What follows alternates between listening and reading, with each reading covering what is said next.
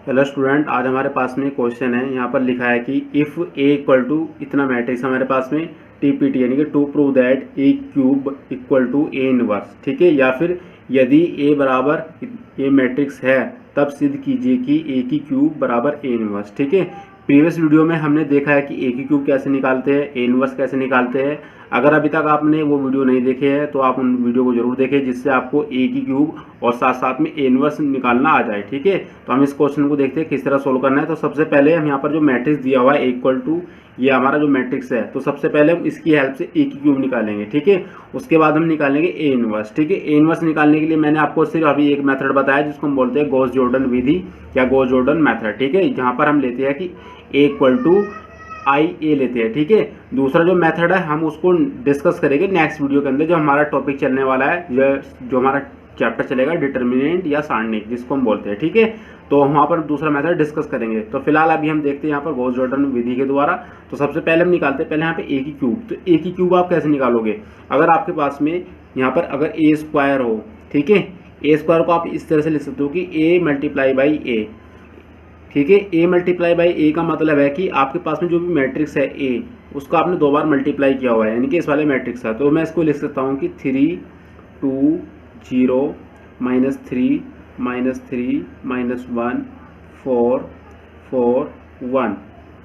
और इसी तरह से दूसरा मैट्रिक्स यहाँ पर आ जाएगा इसके लिए 3 2 0 -3 -3 -1 4 4 और 1, ठीक है। इस तरह से हम यहाँ पे हम क्या निकालेंगे, ए स्क्वायर निकालेंगे, ठीक है।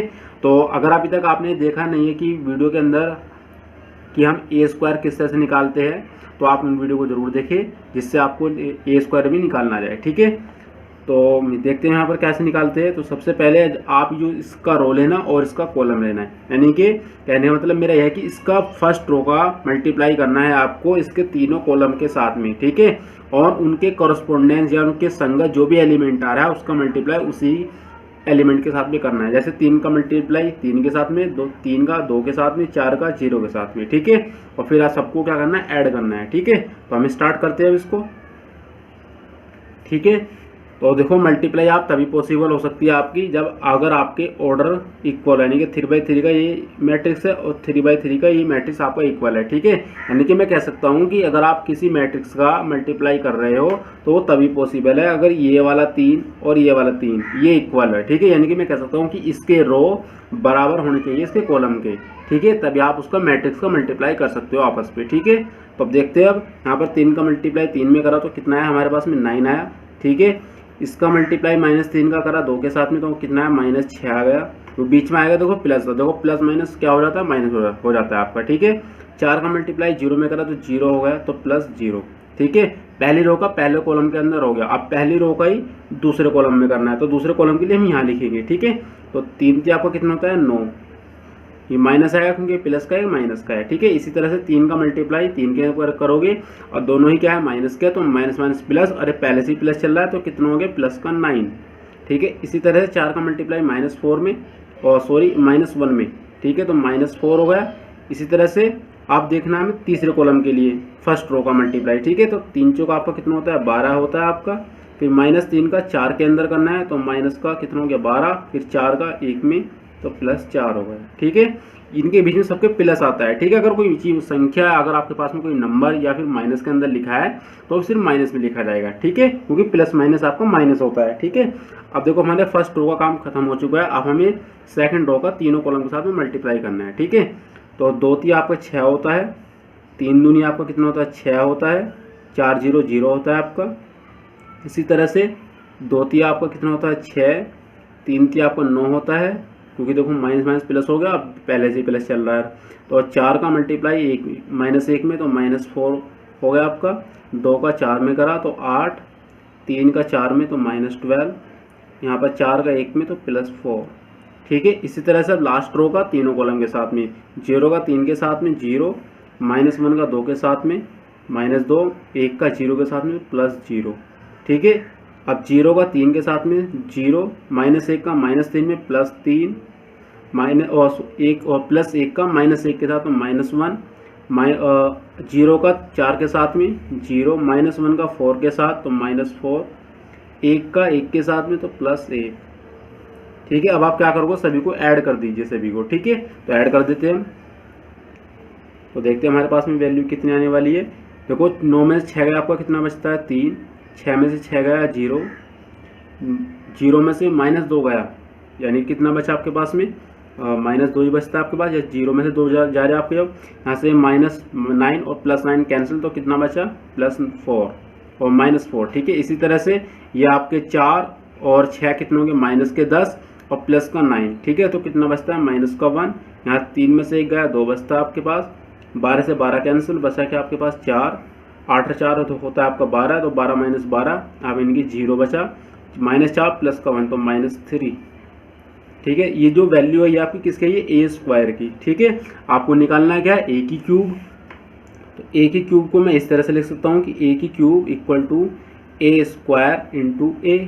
ठीक है, अब आपने a² यहाँ से निकाल लिया, a आप यहाँ से उठाओगे, आपके पास में क्वेश्चन गिवन है। ठीक है, तो मैं यहाँ पर उनकी वैल्यू लिखता हूँ, देखता हूँ हमारे पास में वैल्यू क्या आने वाली है। तो a² की जो मेरे पास में वैल्यू ये वाली है 3 0 -2 -4 -1 और 2 4 0 -3। ये हमारे पास में a² की वैल्यू है। अब a की जो वैल्यू आपके पास में जो क्वेश्चन में गिवन है 3 2 0 -3 -3 -1 4 4 1। अब आपने क्या करना है, दोनों को मल्टीप्लाई कर देना है। ठीक है, मल्टीप्लाई बिल्कुल ऐसे ही करना है जैसे भी आपने किया है। ठीक है, तो इसका फर्स्ट रो तीनों कॉलम के साथ में। तो देखते हैं हमारे पास में क्या आने वाला है। तो देखो 3 से आपका कितना होता है, 9 होता है। 4 दूनी 8 होता है आपका, तो -8। 4 0 0 हो गया आपका। 3 चौक और 3 3 9 हो गया, तो -9। 4 3 12 तो +12, क्योंकि देखो माइनस प्लस हो गया। 4 एकम 4 -4 हो गया। इसी तरह से 3 चौक आपका 12, फिर 4 चौक 16, फिर यहाँ पर -4। ठीक है, +4। ठीक है, क्योंकि दोनों प्लस के हैं। अब इसी तरह से सेकंड रो का तीनों कॉलम के साथ, तो 0 का मल्टीप्लाई 3 के साथ में करोगे तो कितना आएगा आपके पास में, यहाँ पर आ गया 0 और -1 का 2 के साथ में। ठीक है, -1 का 2 के साथ में -2, 0 का 0 के साथ में, तो 0 आ गया। इस तरह से 0 का 3 के साथ में, माइनस का 3 के साथ, तो कितना है 0। -1 का -3 में तो +3। 0 का -1 में तो कितना है -0। और 0 का 4 के साथ में करोगे आप मल्टीप्लाई तो कितना आ जाएगा 0। -1 का 4 के अंदर करोगे तो -4। 0 का 1 में तो +0। ठीक है, आप देखते हैं हमारे पास में जो लास्ट रो है तीनों कॉलम के साथ, तो -2 का 3 के साथ में -6, 2 का 2 के साथ में +4, -3 का 0 के साथ में -0। ठीक है, -2 का -3 में तो +6, 2 का 3 के साथ तो -6, 3 का 3 के साथ दोनों माइनस के तो प्लस का कितना हो जाएगा 3 हो जाएगा। इसी तरह से -2 का 4 के तो -8, 2 का 4 के साथ तो प्लस का 8, 3 का -1 के और सॉरी 1 के साथ माइनस का 3 है ये, तो कितना जाएगा -3। ठीक है, अब इसको कैलकुलेट कर लीजिए। तो ये देखो आपका 9 है, ये माइनस का 8, तो इट मीन्स 1 बचता है आपका। यहाँ -2 बचा आपके पास। यहाँ आपका कितना बचा देखो -2। यहाँ पर आपका देखो कितना हो गया ये 9 और 4 कितना होता है आपका हो गया आपका 13, और 13 माइनस का है प्लस का 12 है। ठीक है, तो इट मीन्स माइनस का 1 बचा, क्योंकि 9 और 4 13 होते हैं आपके, जो कि माइनस के प्लस के 12 आपके। ठीक है, तो इसलिए माइनस का 1 बचा। और यहाँ पर आपका प्लस का 3, यहाँ पर आपको -3, और यहाँ पर आपका देखो ये 0 बचा है, क्योंकि 12 और 4 16 होता है, -16 है। ठीक है, ये -4 बचा आपके पास। 8 से 8 कैंसिल तो -3 आ गया। ठीक है, तो मैं कह सकता हूँ कि a की क्यूब मेरे पास में इतना आ चुका है। ठीक है, अब मुझे क्या करना है, अब a इनवर्स निकालना है जो मेरे पास में क्वेश्चन गिवन है। ठीक है, अब a इनवर्स निकालने के लिए मैं क्या यूज़ करूँगा, a = IA। ठीक है, अब देखते हैं हम उसको नेक्स्ट पेज पर। तो स्टूडेंट हमारे पास में हमने लिखा है कि a = IA। ठीक है, अब यहाँ पर इसका मीनिंग क्या है मैं एक बार आपको वो भी एक्सप्लेन कर देता हूँ। देखो I का मतलब यहाँ पर जो a दिया है यहाँ पर, और I दिया है a दिया है, इसका मतलब क्या है यहाँ पर। देखो इस वाले a को तो आपको कन्वर्ट करना है I के फॉर्म में। ठीक है, I का फॉर्म बनाना है इसको, और इस वाले I को कन्वर्ट करना है आपको P के फॉर्म में। कैसे उनको कन्वर्ट करोगे आप, इनको कन्वर्ट करना है आपको ऑपरेशन लगाकर। ठीक है, एलिमेंट्री जो ऑपरेशन आपने लास्ट वीडियो में देखा होगा आपने, तो उसी तरह से आपको उनको यूज़ करना है। ठीक है, और ध्यान रखना जो ऑपरेशन आप इधर फॉलो करोगे a के लिए I बनाने के लिए, तो वही ऑपरेशन आपको I से पी बनाने के लिए फॉलो करने पड़ेंगे। ठीक है, ए जो है आपका ऐसे ही चलता रहेगा। ठीक है, तो मैंने क्या करा, ए का जो मेरे पास में मैट्रिक्स था मैंने उसको यहाँ पर लिख लिया है, बीच में इक्वल लगाया। यहाँ पर आई की वैल्यू जो आइडेंटिटी मैट्रिक्स होता है उसको मैंने यहाँ पर लिख लिया है। आई का वैल्यू जो आएगा आपका 3/3 ऑर्डर का लेना है, क्योंकि आपका जो ए की जो मैट्रिक्स है वो 3/3 ऑर्डर का है। ठीक है, अगर ये 2/2 का मैट्रिक्स होता तो आपका जो आई की वैल्यू होती है 2/2 के मैट्रिक्स का होता है। ठीक है, इसी तरह से ए मेरा ऐसे लिखा गया है। ठीक है, अब मैंने यहाँ पर बताया कि पी में इस आई को मुझे कन्वर्ट करना है पी में। ठीक है, पी का मतलब क्या है, ए इनवर्स, यानी कि जो आपका P आ जाएगा वो ए इनवर्स रहेगा। ठीक है, तो देखते हो किस तरह सोल्व करते हैं। तो देखो मेरा सबसे टारगेट पहले क्या होता है कि जो भी एक मैट्रिक्स होता है इसमें मुझे सबसे पहले शुरू में बनाना है 1। ठीक है, उसके बाद उसके नीचे जितने भी मेरे पास नंबर होते हैं सबके नीचे 0 बनाना है फिर। ठीक है, उसके बाद दूसरा टारगेट होता है कि इस वाले डायगोनल पर मुझे 1 बनाना है, उसके नीचे जितने भी एलिमेंट है फिर उसको 0 करना है। उसके बाद में थर्ड जो मेरा एलिमेंट जो है डायगोनल का उसको 1 बनाना है। ठीक है, फिर उसके बाद मेरा टारगेट स्टार्ट होता है कि इस वाले एलिमेंट के नीचे जितने भी ऊपर जितने भी नंबर है उन सबको 0 बनाना है। इसी तरह से इस वाले एलिमेंट के नीचे जितने भी मेरे ऊपर नंबर होंगे उसको मुझे 0 बनाना रहेगा। ठीक है, तो सबसे पहले हम यहाँ पर देखो 1 बनाते हैं। किस तरह से 1 बनाएंगे, अगर मैं देखो इस वाले रो को यानी कि सेकंड रो को इसमें से माइनस कर दूँ फर्स्ट में से, यानी कि 2 को मैं माइनस कर देता हूँ 3 में से, तो मेरा ऊपर क्या बचेगा, 1 बचेगा। ठीक है, तो मैं वही ऑपरेशन लगाने वाला हूँ R1 में। ठीक है, तो मैं ऑपरेशन लगा रहा हूँ R1 में। R1 में मैंने ऑपरेशन जो लगाया है इस तरह से लगाया कि R1 माइनस R2, यानी कि पहली रो में से मैंने माइनस कर दिया दूसरी रो को। ठीक है, तो देखते हैं हमारे पास में वैल्यू क्या क्या आने वाली है। तो R1 की वैल्यू देखो पहले कितनी है, 3 है, 3 में से माइनस करा मैं R2 को, R2 कितना है 2, यानी कि 3 में से 2 गया, मेरा कितना बचा 1 बचा। इसी तरह से -3 है R1 इस बार, और माइनस कितना है R2 देखो कितना है -3 है पहले से, तो माइनस माइनस क्या होगा प्लस। अगर आपको देखो कैलकुलेशन करना है आप उसको रफली देखें साइड में कर सकते हो। ठीक है, जब आप उससे प्रैक्टिस कर लोगे आपको रफली कैलकुलेशन की जरूरत नहीं पड़ेगी। ठीक है, मैं आपको करके बता देता हूँ। तो R1 कितना देखो -3 है आपका, बीच में माइनस है। R2 कितना है -3, तो माइनस माइनस आपको कितना हो गया +3, तो देखो कितना बन गया आपका, ये 0 बन गया। तो मैं कह सकता हूँ ये 0 बन गया है। ठीक है, क्योंकि देखो -1 हो गया R1, बीच में माइनस है। R2 कितना आपका -3, तो माइनस माइनस आपका प्लस हो गया। ठीक है, इसी तरह से अब यहाँ पर देखते हैं R1 कितना है देखो आपका 4 और माइनस R2 यानी कि वो भी 4 है, तो ये भी कितना बन गया 0 बन गया। ठीक है, R2 और R3 के अंदर हमारा कोई चेंज नहीं है। और ध्यान रखना जो ऑपरेशन आपने इस वाले मैट्रिक्स में फॉलो किया है वही मैट्रिक्स ऑपरेशन आपको इस वाले मैट्रिक्स में ऑपरेशन फॉलो करना है। ठीक है, तो बाकी तो ऐसे ही रहेगा हमारा 2 -3 4 0 -1 और 1।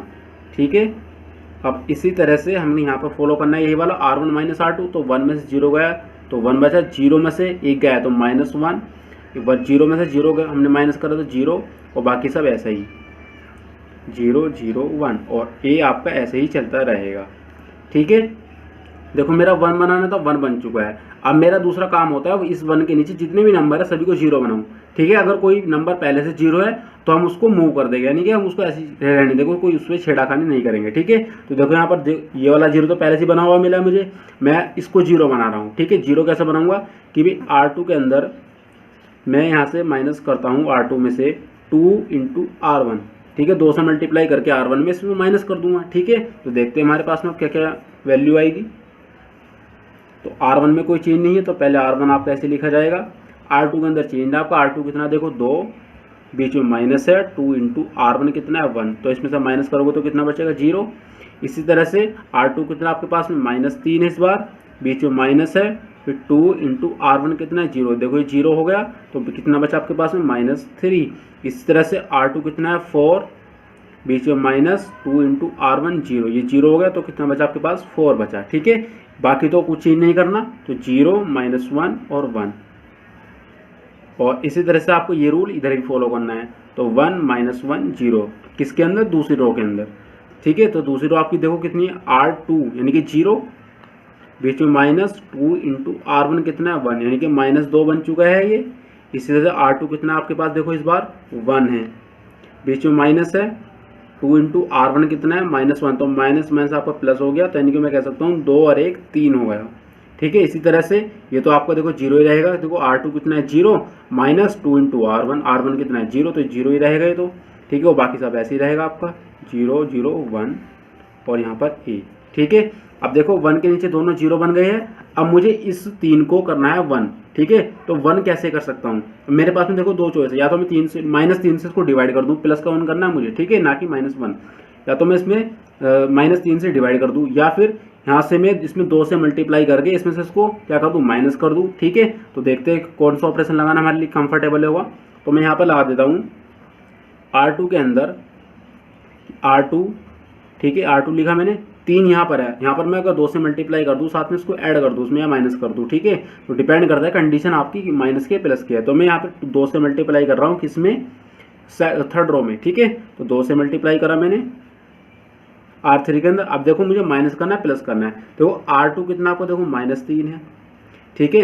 यानी कि मैं कह सकता हूँ मुझे यहाँ पर जो वैल्यू लेनी है आपकी, यहाँ पर मुझे लेनी कितने से मल्टीप्लाई करनी पड़ेगी, मुझे यहाँ से -4 से, ठीक है। तो -4 लिखूँ, क्योंकि अगर मैं यहाँ पर माइनस प्लस के -4 से मल्टीप्लाई करूँगा तो कितना बन जाएगा, देखो माइनस माइनस आपको कितना हो जाएगा, प्लस हो जाएगा, ठीक है।